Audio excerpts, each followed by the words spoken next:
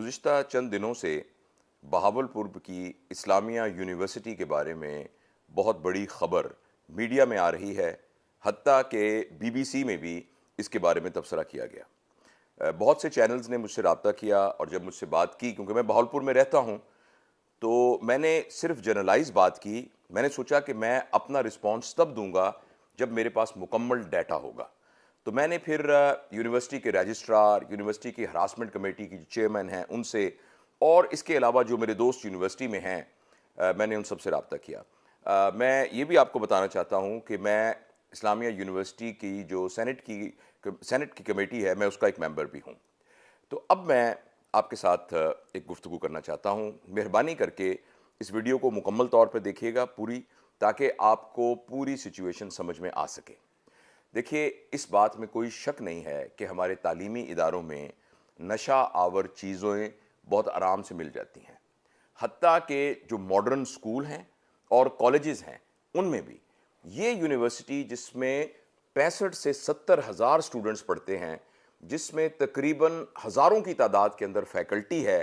اور visiting faculty کی تعداد بھی ہزاروں میں ہے، اور یہاں بے شمار ڈپارٹمنٹس ہیں،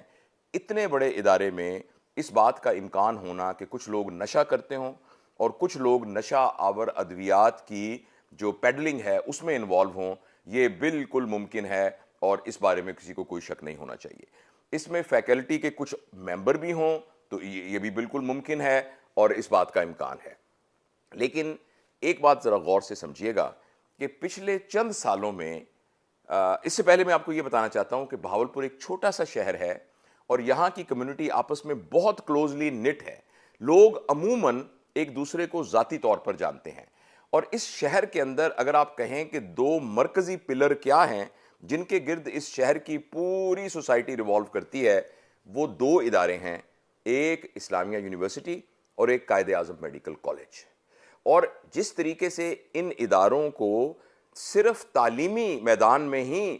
کام نہیں کرنا ہوتا بلکہ سوسائٹی میں اپنی کنٹریبیوشن بھی کرنی ہوتی ہے، ان دو اداروں کی کنٹریبیوشن بہاولپور کی پوری سوسائٹی کے اندر اسی طرح سے ہے۔ خاص طور پر اپنے حجم کے اعتبار سے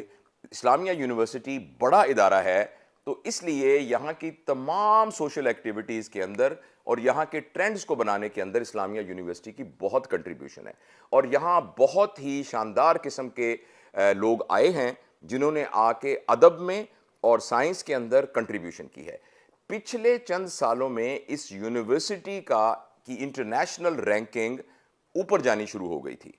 وہ یہاں کے جو سٹوڈنٹس کی تعداد ہے وہ تقریباً 70 ہزار کے قریب پہنچ گئی تھی۔ نئے بہت سے ڈپارٹمنٹ یہاں بننا شروع ہو گئے تھے، اور آئے دن کوئی نہ کوئی سوشل ایکٹیویٹی جس میں یونیورسٹی سے کریٹ کیے ہوئے علم کا انڈسٹری کے ساتھ ریلیشن ڈیولپ ہو، یہ بننا شروع ہو گیا تھا۔ ایسے میں بہت سارے سٹیک ہولڈرز کے انٹرسٹ ہٹ ہوتے تھے۔ اس میں ایک انٹرسٹ یہاں کا جو ارد گرد پرائیویٹ کالجز کا نیٹ ورک ہے وہ بہت بری طرح ہٹ ہوتا تھا، اس لیے کہ وہ سٹوڈنٹس جو کہ پہلے پرائیویٹ کالجز میں جاتے تھے ان کے لیے اپرچونٹیز ڈیولپ ہو گئیں یونیورسٹی میں داخلہ لینے کی۔ اس کے علاوہ بہت سے نئے ڈپارٹمنٹ کھلے اور بہت سی نئی ریسرچ اپرچونٹیز ملی۔ ایسے میں ایک گروپ جس کا سول سوسائٹی سے بھی تعلق ہو سکتا ہے، جس کا تعلق یونیورسٹی کی اپنی اکیڈیمیا سے بھی ہو سکتا ہے، اور جس کا تعلق تھوڑے سے براڈر لیول پر بھی ہو سکتا ہے، یہ تمام چیزیں کھٹک رہی تھیں ان کی نظروں کے اندر۔ اور ایک خاص بات ہے، ہم کسی کی پروٹیکشن یا کسی کے ذاتی انٹرسٹ کے بارے میں ہم یہاں بات نہیں کرتے، کیونکہ مسئلہ قومی انٹرسٹ کا ہے کہ اتفاق سے آج آخری دن ہے یونیورسٹی کے وائس چانسلر کے ٹینیور کا، جو کہ پھر آگے ایکسٹینڈ ہونا تھا۔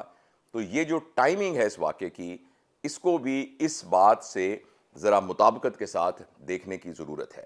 اور دوسری ایک بات جو کہ بڑی اہم ہے وہ یہ ہے کہ ہم یہ پریزیوم کرتے ہیں کہ بالکل یہ سب لوگ انوالو تھے اور ان سب کو پکڑا گیا، ان سے یہ ادویات ملی، ہم پریزیوم کرتے ہیں۔